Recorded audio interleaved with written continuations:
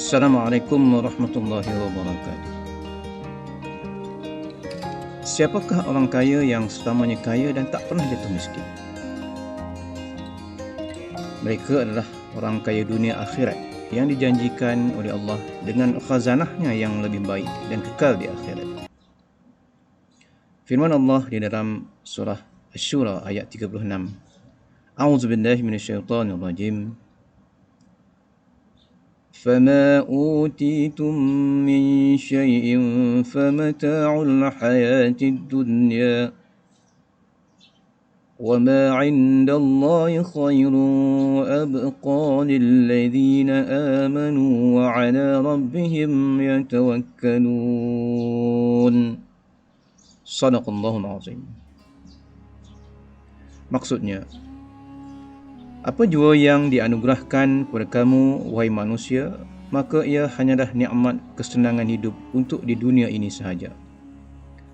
Dan sebaliknya, apa yang ada di sisi Allah dari pahala hari akhirat adalah lebih baik dan lebih kekal bagi orang yang beriman dan yang berserah bulat-bulat, yakni bertawakal kepada Tuhannya. Pengajaran ayat 36 surah Asy-Syura. Pertama, ayat ini menjelaskan bahawa apa jua yang diberikan kepada kita dalam bentuk kekayaan harta benda dan keperluan hidup adalah untuk kehidupan di dunia ini sahaja. Apakah antara keperluan hidup tersebut?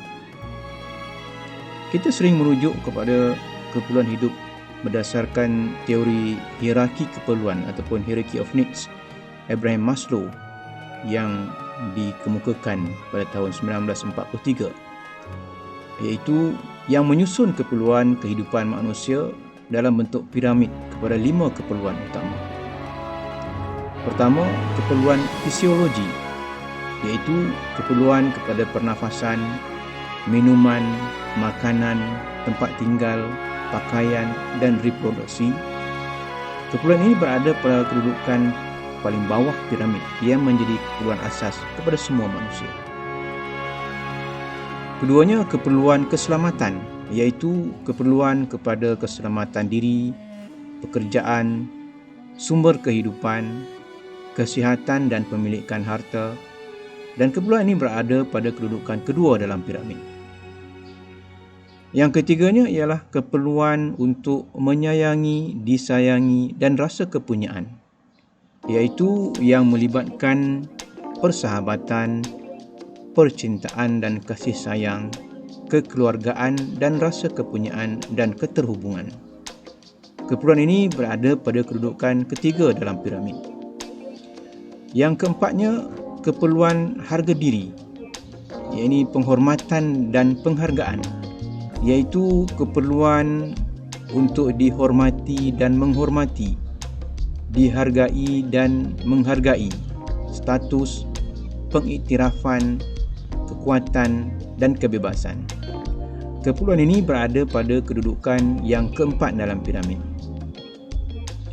Yang kelima, keperluan kepuasan kendiri ataupun self-actualization, iaitu keperluan dan kehendak menjadi yang terbaik dan menikmati setiap kenikmatan yang terbaik. Keperluan ini berada pada kedudukan teratas dalam piramid. Hierarki keperluan Maslow dijadikan sebagai kayu ukur pencapaian kebahagiaan dan kejayaan di dunia.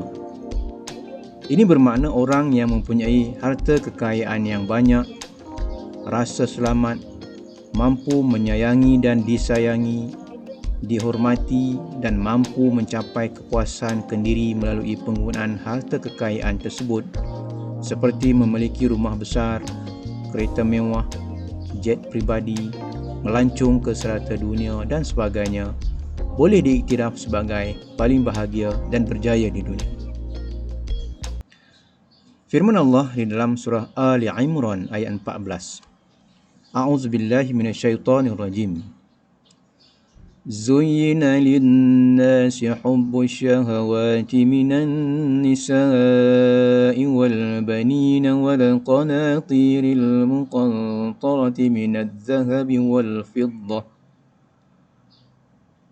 والقناطير المقنطرة من الذهب والفضة والخيل المسومة والأنعام والحرث ذلك متاع الحياة الدنيا والله عنده حسن المآب.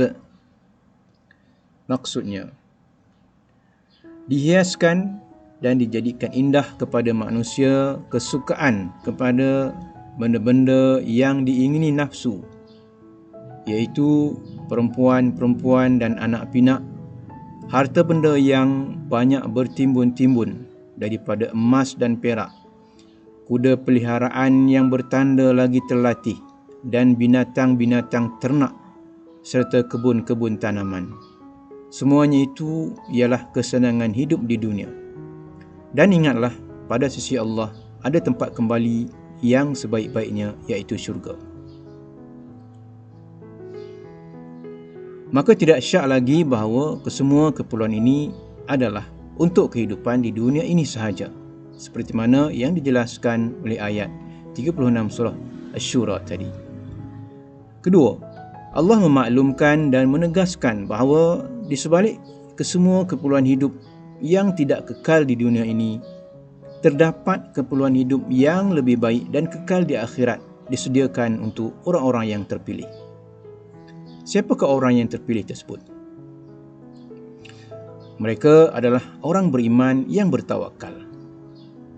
Siapakah orang yang beriman yang bertawakal itu? Firman Allah dalam surah Al-Anfal ayat 2. A'udzubillahi minasyaitonirrajim. إنما المؤمنون الذين إذا ذكر الله وجلت قلوبهم وإذا تليت عليهم آياته زادتهم إيمانا وإذا تليت عليهم آياته زادتهم إيمانا وعلى ربهم يتوكلون. Sadaqallahul azim.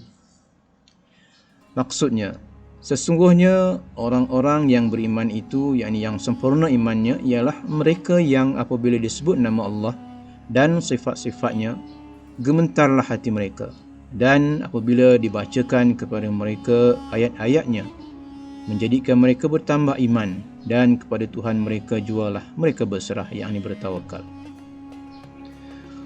Orang beriman yang bertawakal adalah orang yang apabila disebut nama dan kebesaran Allah akan gementarlah hati mereka.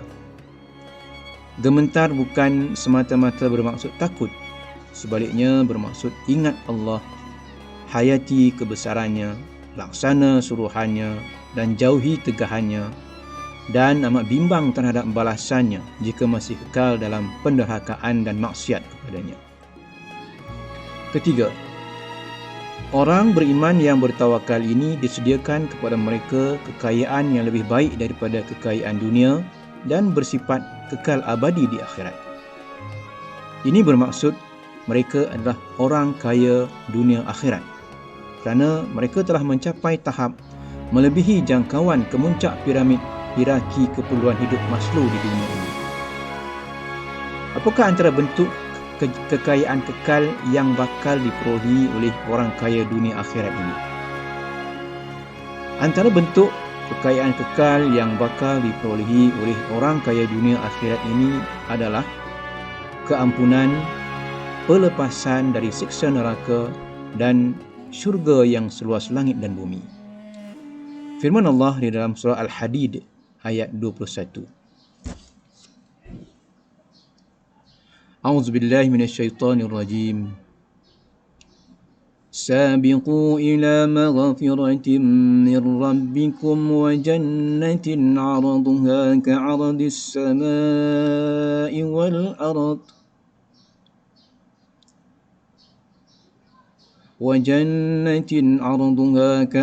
السماء والأرض أعدت للذين آمنوا بالله ورسله ذلك فضل الله يؤتيه من يشاء Wallahu dzul fadlil azim. Sadaqallahul azim. Maksudnya, berlumba-lumbalah kamu mengerjakan amal-amal yang baik untuk mendapat keampunan dari Tuhan kamu dan mendapat syurga yang bidangnya seluas segala langit dan bumi, yang disediakan bagi orang-orang yang beriman kepada Allah dan Rasul-Nya. Yang demikian ialah limpah kurnia Allah, diberikannya kepada siapa yang dikehendakinya, dan Allah sememangnya mempunyai limpah kurnia yang besar. Begitu juga disebut di dalam ayat 4 surah Al-Anfal bahawa mereka akan memperolehi pangkat-pangkat yang tinggi di sisi Tuhan mereka dan keampunan serta limpah kurnia yang mulia di syurga. Firman Allah, A'udzubillahi minasyaitonirrajim. Ulaika humul mu'minuna haqqan lahum darajatun 'inda rabbihim wa maghfiratun wa rizqun karim. Maksudnya, mereka itulah orang-orang yang beriman dengan sebenar-benarnya. Mereka akan mendapat pangkat-pangkat yang tinggi di sisi Tuhan mereka dan keampunan serta limpah kurnia yang mulia, yakni di syurga. Alhamdulillah. Dan berdoalah semoga kita termasuk dalam kalangan orang beriman yang bertawakal, yang kaya di dunia dan kaya di akhirat. Sama-samalah kita berusaha mencapai darjat ini sebelum Allah mencabut nyawa kita dan segala buku catatan amalan kita ditutup. Assalamualaikum warahmatullahi wabarakatuh.